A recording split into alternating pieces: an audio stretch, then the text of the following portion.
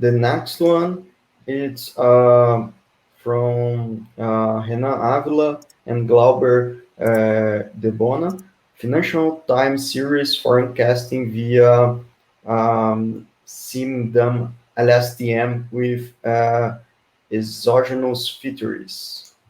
I don't Yes, know if I thanks. pronunciate correctly, but Renan, please, That's fine. you have Okay, you have 5 minutes, okay? okay, okay. Do you see my Thank you. screen? Do you Yeah, hear me and see my screen? yeah, Okay. perfectly. So let's talk about financial time series forecasting via CEEMDAN-LSTM with exogenous features. The authors of this work are me, Renan de Luca Avila, and Glauber de Bona, who is my professor um, and supervisor here. The objective is to predict tomorrow's closing price of a certain stock and specifically improving forecasting accuracy of CEEMDAN-LSTM model proposed in 2019 by Tao with exogenous features such as open, high, low, and volume.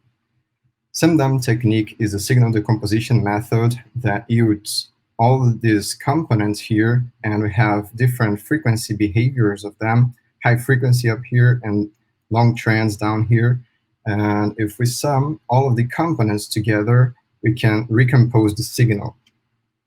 Tao's architecture had a single feature as input, and it decomposed with CEEMDAN, and each of the components were then predicted by neural prediction models, and each of the resulting predictions were then summed up together in order to achieve the result.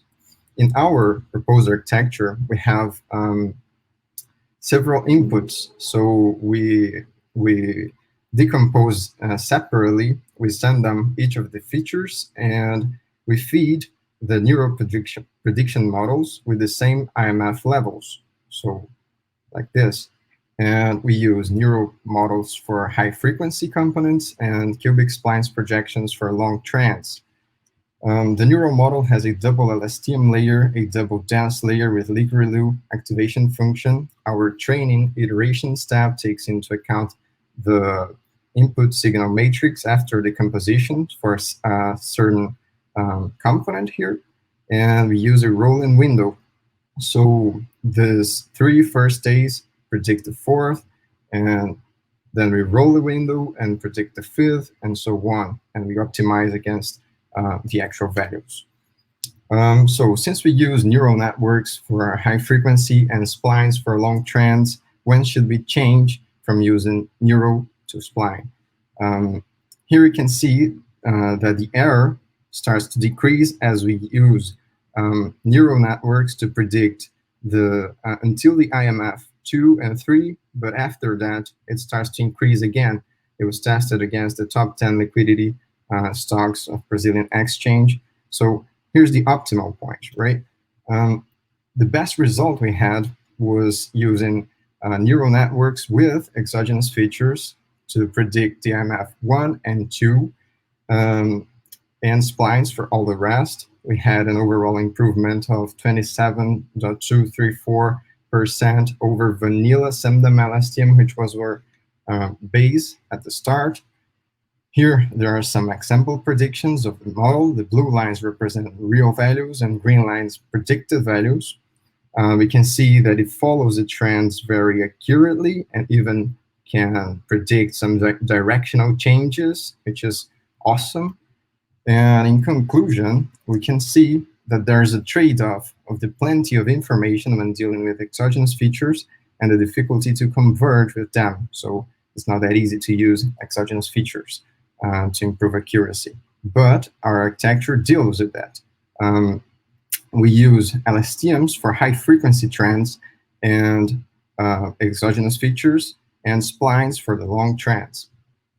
For future work, one should experiment series of longer lengths and a series of different nature. So there's no limitation to that. Should also study the behavior of the optimal threshold when to change from model to model based on different hyperparameters, and try our architecture with different models and decomposition methods, since architecture can fit every almost any prediction model and decomposition method here. Let me thank here my school, Escola Politécnica da Universidade de São Paulo. Let me thank BTG Pactual too for supporting the work. It was very amazing to work on this, and there's much more to do on that. Thanks. I'm open to questions. Feel free to reach me at my LinkedIn account or even my email here, and I'm done.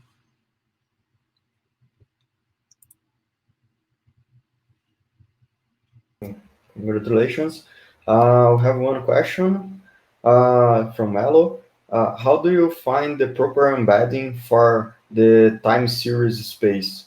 In brief, what is the input space of your model? Yeah, my input space are the features that I said, such as the closing price for the series, for stocks series. I have used the top 10 liquidity stocks from Brazilian exchange in 2019. And I have used the exogenous features besides close, so open, high, and low, and even traded volume in daily values. That's it. Good. We have two more questions. How have you done the decomposition of time series from José? Yeah, the decomposition works with this CEEMDAN method, which is empirical mode decomposition based on that. And it gives those components I've shown you, and it differentiates different frequency behaviors of the same signals. So that's what I do.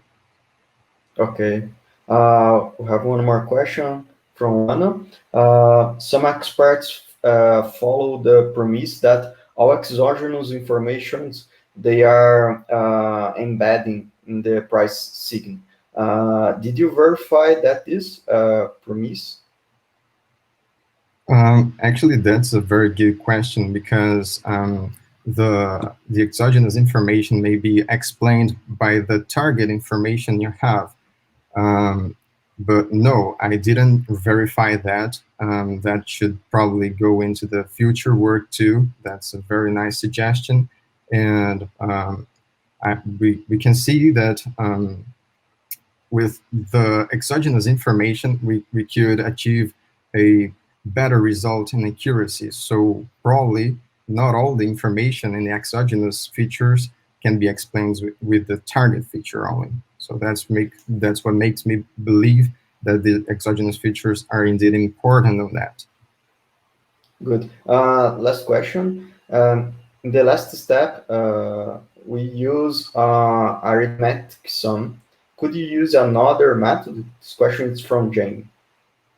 Yeah, actually, no, because that's a property from CEEMDAN. The CEEMDAN decomposition method allows us to sum all of the components in order to recompose the original signal. So that's a constraint for this, the decomposition method. But if we use another decomposition method, that will probably be a different recomposition. Wait. Okay. Okay, you have more questions, but my suggestion is we already. No problem. I can answer them after that. No problem. Okay, very good, Renan. Now I will ask for Rodrigo to continue the session. Okay, thank you very much.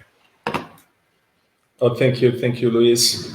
So now we go for the next presentation, which is entitled Intelligent Classifiers on the Construction of Pollution Biosensors